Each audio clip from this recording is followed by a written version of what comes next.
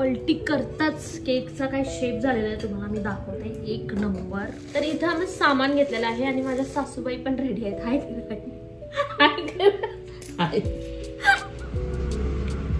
एक कप रवा घेतलेला आहे आणि तुमच्यासमोर कपला थोडस असं कमी दही घेतलेलं आहे आणि ते पण मी याच्यामध्ये थोडं कमी साखर, याच्यातच दूध घेतलेलं आहे. हे पूर्ण मिश्रण एकजीव करायचं. तुम्ही घी पण टाकू शकता आणि तेल पण टाकू. पूर्ण पाव असं मी ऑइल घेतलेला आहे, तुम्हाला इथे दिसेल. त्या पद्धतीने थोडा पचका झालेला आहे आणि मी रिटर्न आणलेला आहे कारण लाईट नाही. आता लाईट आल्यावर हे होईल. लाईट आलेली आहे आणि मी पटकन वाटण करून येते आणि तुम्हाला दाखवते मिश्रण. थांबा, आमचा इनो सापडेल तरी आपण याच्यामध्ये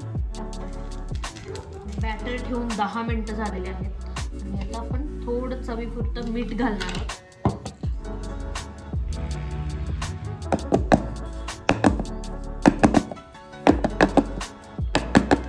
असं थोडं मीठ आतमध्ये ठेवलेलं आहे आणि त्याच्यावरती कुकर आणि एक 20 ते 30 मिनिटं आपल्याला जर ठेवायचं आहे. कुकरची शिट्टी काढून टाकायची.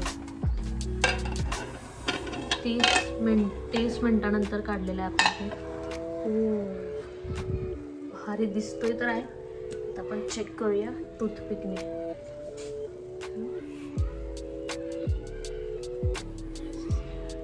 थोडा शिजला पाहिजे कारण होप सो केक फसायला नकोय, मला खाऊ वाटतंय म्हणून. आणि आता आपण मी कुकरमध्ये बघणार आहे आणि टूथपिकने टेस्ट करणार आहे परत एकदा. पण आता मी ठेवू शकत नाही जास्त वेळ कारण करपेल. एक मिनिट, कधीच डब्बा काढता आलेला नाही.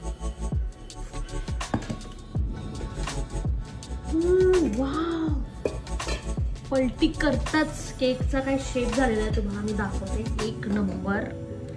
माहित नाही टेस्टला का करपलेला बिलकुल नाही आणि शेप बघा तुम्ही आणि मस्तच झालेला आहे. मी तुम्हाला दाखवते. जस्ट मऊ झाला एकदम सॉफ्ट.